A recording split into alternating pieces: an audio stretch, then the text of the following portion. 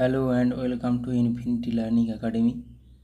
বন্ধুরা, আজকে আমরা 20টা গুরুত্বপূর্ণ জিকে প্র্যাকটিস করব, যেগুলো আপকামিং প্রত্যেকটি পরীক্ষার জন্য গুরুত্বপূর্ণ। ফার্স্ট কোশ্চেন, এশিয়াটিক সোসাইটি প্রতিষ্ঠা করেছেন কে? William Jones. পুনা চুক্তি সংগঠিত হয় কত সালে? পুনা চুক্তি সংগঠিত হয় 1932 সালে। গান্ধীজি প্রথম সত্যাগ্রহ শুরু করেন কোথায়? গান্ধীজি প্রথম সত্যাগ্রহ শুরু করেন দক্ষিণ আফ্রিকায়। গীতগোবিন্দ গ্রন্থটি রচনা করেছেন কে?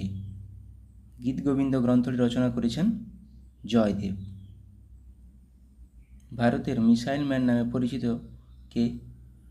ভারতের missile man APJ Abdul Kalam. গোলাপি শহর বলা হয় কোন শহরকে? গোলাপি শহর বলা হয় জয়পুরকে। চিরস্থায়ী বন্দোবস্ত চালু করেন কে?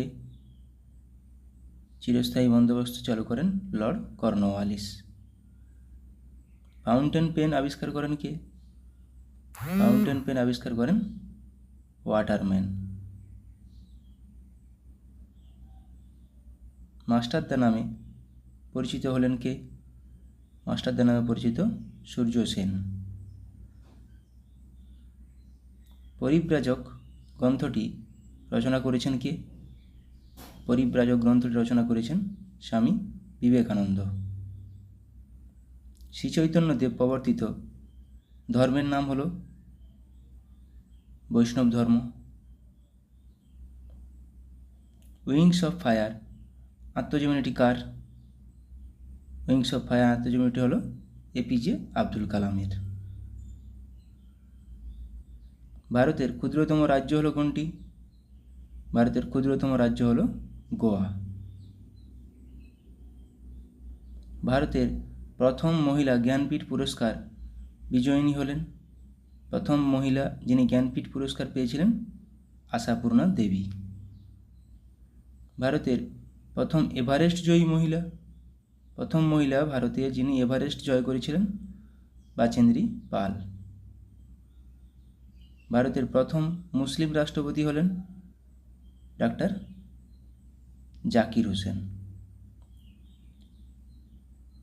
সাঁওতাল বিদ্রোহ ঘটেছে কত সালে? সাঁওতাল বিদ্রোহ হয়েছিল 1855 খ্রিস্টাব্দে। মরু অঞ্চলের উদ্ভিদদের কি বলা হয়? মরু অঞ্চলের উদ্ভিদদের বলা হয় জেরোফাইট। চট্টগ্রাম অস্ত্রাগার লুণ্ঠনের নেতা কে ছিলেন?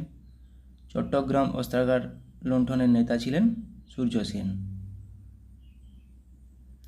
রাজতরঙ্গিনী গ্রন্থটি কে রচনা করেছেন? রাজতরঙ্গিনী গ্রন্থটি রচনা করেছেন কলহন, যেখান থেকে আমরা কাশ্মীরের ইতিহাস সম্পর্কে জানতে পারি। কোশ্চেন নম্বর 21, এটি তোমাদের জন্য হোমওয়ার্ক থাকলো। 20 কে কত পেয়েছো কমেন্ট করে জানাও। Thank you.